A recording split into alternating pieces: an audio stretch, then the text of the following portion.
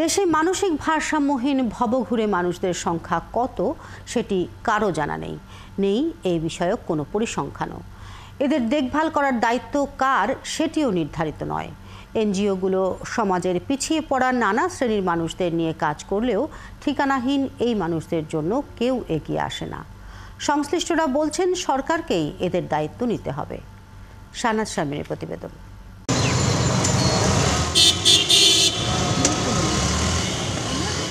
শহীদ মিনার এলাকায় গেলেই দেখা মিলবে লিজা নামের এই নারীর। নিজের নাম বলতে পারলেও আর কিছুই তিনি মনে করতে পারেন না। দিনরাত সে কেবল সোহেল কোনো একজনের নাম লিখে যায়। হয়তো তার ভালোবাসার মানুষটির নাম ছিল সোহেল। ভালোবাসি করলে ভালোবাসা যায়, ভালোবাসা দেয় না কেউ, দেয় তো ভালোবাসা। ফুল আর পানি বিক্রেতা শিশুরা বলছিল লিজার গল্প। শুধু বারবার রেখে ভালোবাসি সোহেল ভাইকে ভালোবাসি। সারাদিন এখানে থাকে, সারাদিন উপরে ওইদিকে বসে থাকে, ওইদিকে ঘুমায় থাকে। নাম জানো তোমরা? বলে নাম বলে লিজা তোমাদের সাথে ভালো সম্পর্ক? গল্প করো তোমরা? গল্প করি বারবার শুধু আমাদের সাথে কথা বলবো কি বারবার শুধু ভালোবাসি লেখে। এই যে আইকা আবার মুছে শুধু বারবার কথায় ক্রস লেখে। ধুলো মেখে খালি গায়ে নিজের নাম ঠিকানা লিখে বেড়াচ্ছেন রাজ্জাক। এই মানুষগুলোকে আমরা রাস্তায় এলোমেলো ভঙ্গিতে হাঁটতে দেখি।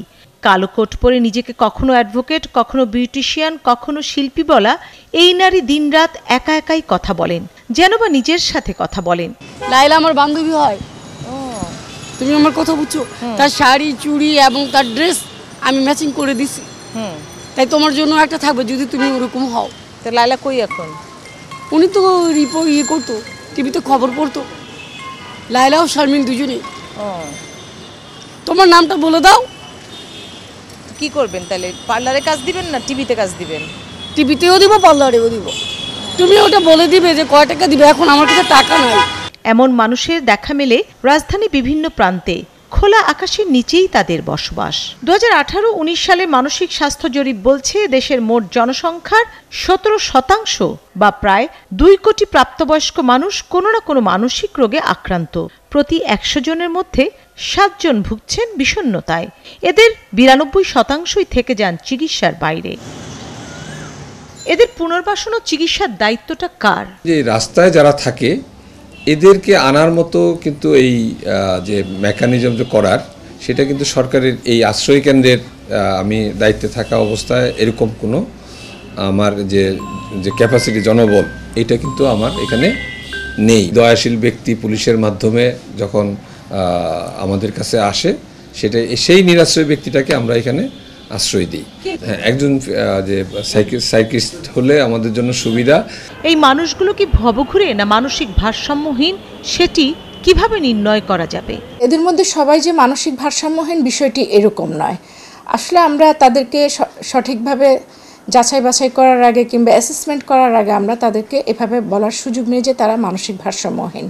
তবে প্রাথমিকভাবে স্ক্রিনিং করার জন্য আমি মনে করি যে ব্যবস্থা নেওয়া যেতে পারে, কারণ সবাইকে সব ভবঘুরেকে ধরে এনে মানসিক স্বাস্থ্য কেন্দ্রে ভিড় করানোর কোনো যুক্তি নেই। প্রাইমারি স্ক্রিনিংয়ে যাদেরকে মনে হবে যে তারা ঝুঁকিপূর্ণ আছেন তাদেরকে অ্যাসেসমেন্টের আওতায় আনার পরে আমরা অবজার্ভ করে এবং অ্যাসেসমেন্ট করে তারপর তাদেরকে পরবর্তী চিকিৎসা কিংবা পুনর্বাসন যেটা প্রয়োজন সেভাবে আমরা তাদেরকে পরামর্শ দিতে পারি। স্বাস্থ্যমন্ত্রী বলছেন সমন্বিত কোনো উদ্যোগ ছাড়া এই মানুষগুলো দেখভাল নিশ্চিত করা সম্ভব নয়। মানসিক ভারসাম্যহীন লোক অনেক রাস্তাঘাটে পাওয়া যায়। আমার নিজের ব্যক্তিগত অভিজ্ঞতাও আছে, কারণ আমাদের হাসপাতালে এরকম অনেক রোগী অনেকে নিয়ে এসে রেখে দিয়ে চলে যায়। তো এটা নিয়ে আমরা অনেক সময় অনেক বিপদে পড়ি। আমরা চিকিৎসা করি কিন্তু তারপরে যাবে কোথায়, তাই না? তা আমার মনে হয় এটা সমাজ কল্যাণ এবং স্বাস্থ্য মন্ত্রণালয়ের মধ্যে একটা যোগসূত্র থাকা উচিত। মানে এদের যদি কোঅর্ডিনেশন করে কাজ করা হয় তাহলে ওই লোকগণের উপকার হয়। শুধু একটা মন্ত্রণালয়ের দ্বারা সম্ভব না। সুতরাং স্বাস্থ্য মন্ত্রণালয় রোগীর চিকিৎসা করবে, তারপরে সমাজ কল্যাণ মন্ত্রণালয়কে দায়িত্ব দিবে এই রোগীর পুনর্বাসন করা। দেশের অবহেলিত ভাসমান ভবঘুরে আর মানসিক অসুস্থদের দায়িত্ব আসলে কার সেটি নির্দিষ্ট করা নেই। অনেক সংস্থা প্রতিষ্ঠান নানা শ্রেণী পেশার মানুষের অধিকারের কথা বললেও এদের সাহায্য করার সংগঠন তেমন একটা দেখা যায় না। শাহনাজ শারমিন, ৭১, ঢাকা।